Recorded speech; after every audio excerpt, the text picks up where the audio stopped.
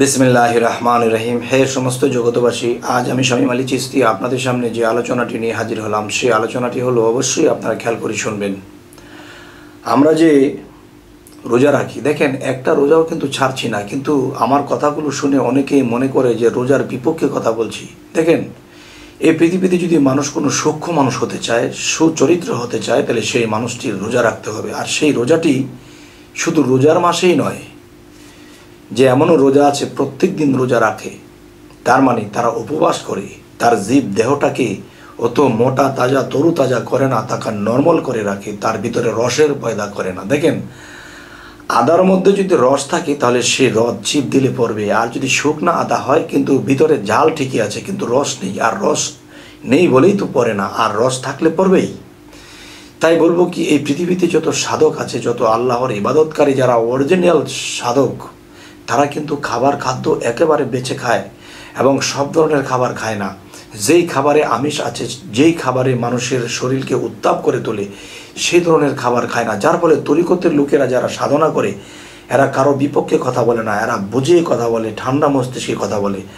আর যারা যা মনে চায় তাই খায়, তারা কিন্তু লাঠি সোটা নিয়ে পিটাতে মানুষ দৌড় পারে, ইসলাম রক্ষা করার জন্য যুদ্ধ করতে নেমে যায়। কিন্তু দেখেন, হযরত মুহাম্মদ সাল্লাল্লাহু আলাইহি ওয়াসাল্লাম আমাদেরকে যেই নিদর্শন দিয়েছে যে আমি যা করেছি তোমরা তা করো না, আমি যা বলে গেছি তা তোমরা করো। কিন্তু দেখেন, যদি বলা হয় যে না, তিনি যা করেছে আমাদের তাই করতে হবে, তাহলে তিনি 14টি বিয়ে করেছে, সেটাও কি আমাদেরকে করতে হবে? তিনি শাহাদাত আঙ্গুল দিয়ে ইশারা দিয়ে চাঁদকে 2 খণ্ডিত করেছে, এটাও কি আমাদের করতে হবে? আমরা কি পারবো? আচ্ছা, তিনি 7 আসমান ভেদ করে আল্লাহর সাথে সাক্ষাৎ করে আসছে, এটা কি সম্ভব? তবে সম্ভব কোনটা? যে আল্লাহ নিজেই বান্দার সাথে সাক্ষাৎ ঘটাবেন যদি সেই সাধনা করতে পারে। যাই হোক, আজকের যে মূলত যে আলোচনাটি করব সেটি হলো কি, যে আমরা যে এই রমজান মাসে রোজা রাখতেছি, আল্লাহ কিন্তু বা আল্লাহর রাসূল কিন্তু একটা কথা বলে গেছে যে রোজার পুরস্কার আল্লাহ নিজের হাতে দিবেন। রোজার পুরস্কার আল্লাহ নিজের হাতে দিবেন।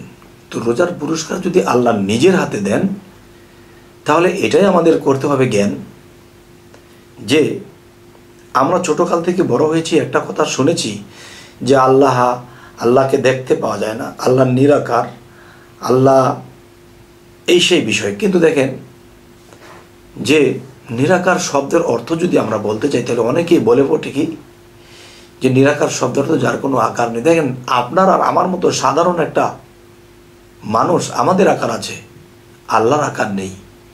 তাহলে আল্লাহ তো বলেছে কুল হু আল্লাহু আহাদ আল্লাহুস সামাদ, আমার তো কোনো কিছুর অভাব নেই। যদি অভাব না থাকে তাহলে আকারও আছে, থাকলে সেটা কি? খালাকাল ইনসানি আদম ওয়ালি সুরাতিহি, আল্লাহ কি বলেছে? আদমের সুরত আমার, আর আদমের কালবের ভিতরে শাই এলাহির বারামখানা, আমার বারামখানা সেই আদমের কালবের ভিতরে। যাই হোক, আজকের যে মূলত কথা, যে আল্লাহ কি বলেছে, এই রোজার পুরস্কার আল্লাহ নিজের হাতে দেবে। তো আল্লাহর যদি আকার না থাকে, তাহলে আল্লাহর হাত কোত্থেকে আসলো? আর আল্লাহর হাতের কথা বলা হয়েছে যে আল্লাহ রোজার পুরস্কার নিজে হাতে দেবে, সেটা কোথায়?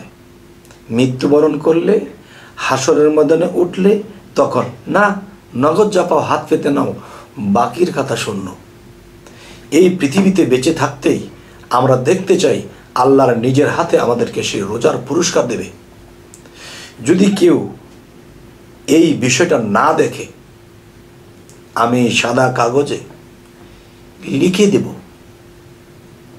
আল্লাহ কিন্তু কোরআনে একটি জায়গায় বলেছে, দুনিয়ায় যারা আমাকে দেখলো না এবং দেখার চেষ্টা করলো না, হাসরের দিন তারা অন্ধ হয়ে উঠবে। তাহলে হাসরের দিন অন্ধ হয়ে উঠবে, আর হাসরের দিন যদি আমি অন্ধ হয়ে উঠি, তখন আল্লাহ যদি হাত দিয়ে আমাকে রোজার পুরস্কার দিতে আসে, তখন কি আমি চোখে দেখব?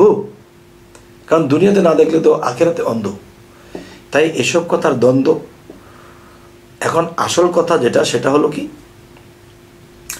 যে আল্লাহ নগদ যা পাও হাত পেতে নাও, বাকির কথা শূন্য। যে আমি রোজা রাখতেছি, রোজার পুরস্কার আল্লাহ নিজের হাতে দিবে।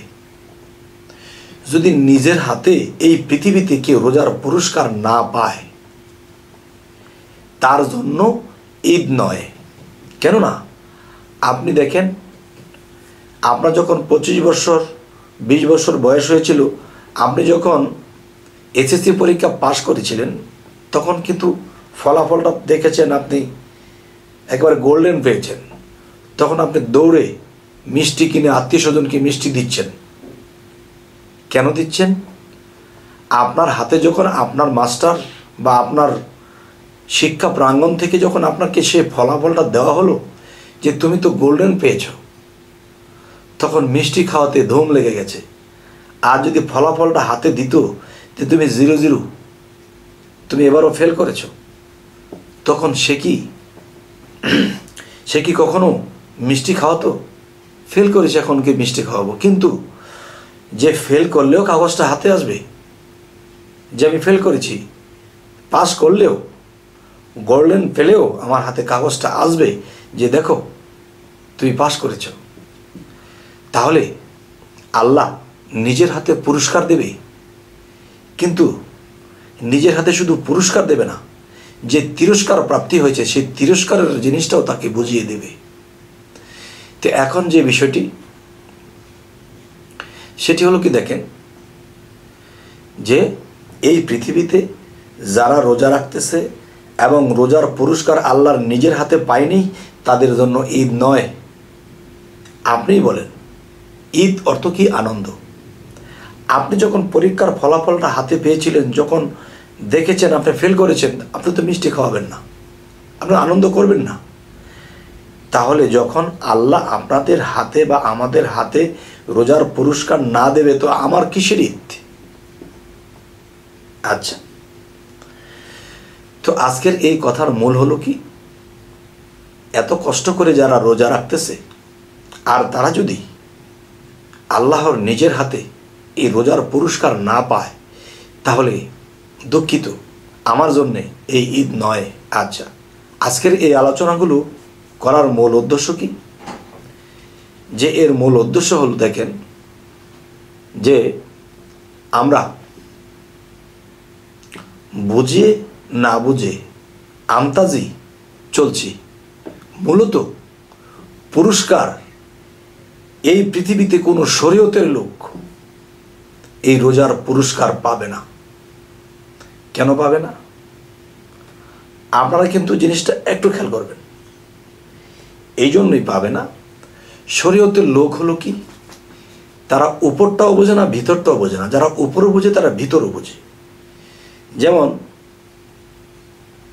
আমার শরীরের ভিতরে ময়লা আবর্জনা লেগে আছে, এখন আমি জামাটাকে ধুয়েছি, শরীরের ভিতরে যে ময়লা লেগে আছে সেটা ধুইনি, কারণ ভিতরে তো মারেফত, উপরে হলো শরীয়ত। তাহলে রোজা রাখার মূল কি? যে এটা কিন্তু সিয়াম সাধনার মাস, নিজেকে শুদ্ধ করার মাস, নিজেকে পবিত্র করার মাস, সংযমের মাস, নিজেকে সংযত করার মাস।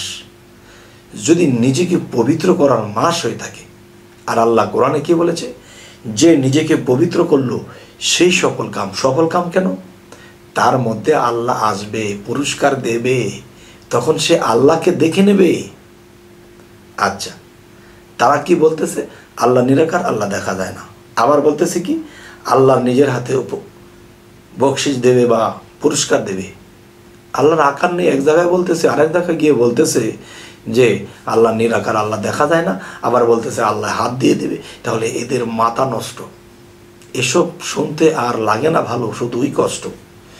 যাই হোক, আমি আপনাদের সামনে যে কথাগুলো বলছি স্পষ্ট, তবে যদি কেউ আমাদের এই কথাগুলো মানতে পারে, তবে সেই পৃথিবীতে হবেই শ্রেষ্ঠ।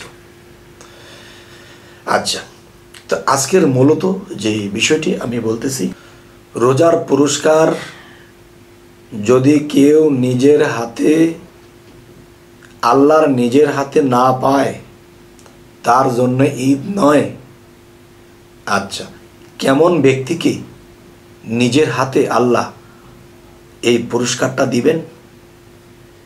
বলছি, না খেয়ে রোজা রাখতে রাখতে সে মিথ্যাকে ত্যাগ করেছে, সে হালাল হারাম বেছে খেয়েছে, সে আল্লাহর সাধনা আমল করেছে, এবং রোজা সহি শুদ্ধভাবে রাখতে রাখতে তখন তার জীব দেহটা দুর্বল হয়ে গেছে, তার পরমাত্মাটা জাগ্রত হয়ে গেছে, আর তখনই পরমাত্মা জাগ্রত হয়েছে। সে যখন নিজেকে পবিত্র করেছে এবং সে তার জীব দেহটাকে নিয়ে অসুস্থ হয়ে পড়েছে, তার শক্তি নিয়ে চলার বলার মৃত মানুষের মতো হয়ে গেছে, তখনই সেই মানুষটির মধ্যে যখন আল্লাহ পবিত্র কিছু দেখে, তখনই আল্লাহ তার কালবে এসে বসে তখন মানুষকে কিছু বলে যায়। যারা জ্ঞানী চেতনোক্ত তারা বুঝে ফেলে যে আসলে এই ব্যক্তির মাঝে কে কথা বলল। এই জন্য বলি যে সেই ব্যক্তিকেই আল্লাহ এই রোজার পুরস্কার দান করবেন, যে যে নিজেকে পবিত্র করল এবং তার জীব দেহকে দুর্বল করে তার পরমকে জাগ্রত করল। আর তার চক্ষু আর তার নিজের চক্ষু থাকবে না, পরমের চক্ষু হবে। একটা হলো জীবের চক্ষু, একটা হলো পরমের চক্ষু। দুজন দুজনকে দেখে নেবে। কিভাবে রোজার পুরস্কার দিচ্ছে তাও তারা দেখে নেবে। যাই হোক, হে সমস্ত জগতবাসী, আজকের যে আলোচনাটি আমি এই জন্যই করলাম যে রোজার পুরস্কার শরীয়তের লোক পাবে না। কারণ রোজা রাখার যে মূল উদ্দেশ্য, এই উদ্দেশ্যই তারা ঠিকমতো বোঝেনি।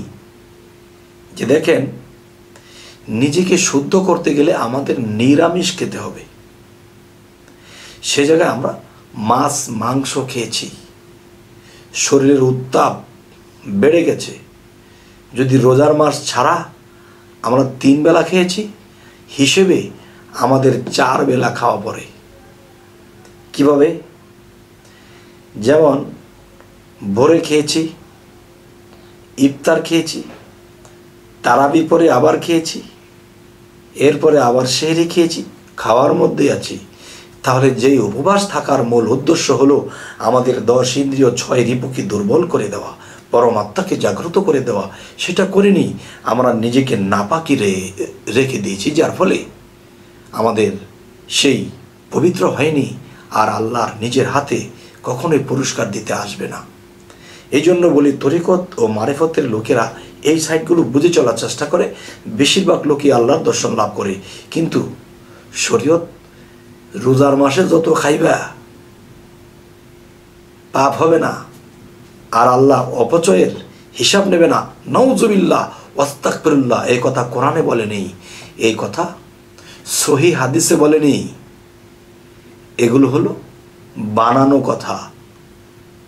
যারা গোশ মাংস পোলাও বেশি বেশি খায়, তাদের রাগ বেশি থাকে, হুম করে ইসলামের নামে তারা একটা খুন খারাপি করে বসে, কারণ তার শরীরের মধ্যে উত্তেজনা। আর পীর ফকির যারা, তারা দিন দিন না খেয়ে শুকাইয়া থাকে, তখন তার একটা শক্তি নেই। কাউকে একটা কটু বলা, কাউকে একটা থাপ্পড় দেওয়ার শক্তিও থাকে না। তখন কি হয়? তারা ঠিকই আল্লাহর দর্শন লাভ করে পৃথিবী ত্যাগ করে, আর তারা মাত্র খাইতে শুরু করেছে, বাড়ি বাড়ি খাইতে শুরু করেছে, আর সেটি খাইতে খাইতে শরীরের টাগরা হয়েছে। তখন আর কিছুই মনে থাকে না। আমার এই কথাগুলো গ্র্যান্টেড এবং প্রমাণ করে দেওয়ার মতো অনেক কিছু আছে। যাই হোক, আমাদের চ্যানেলটি যদি আপনাদের ভালো লাগে তো অবশ্যই সাবস্ক্রাইব করে নেবেন, পরবর্তীতে যেন ভালো আলোচনা দিতে পারি। সকলেই ভালো থাকবেন। আল্লাহ হাফিজ।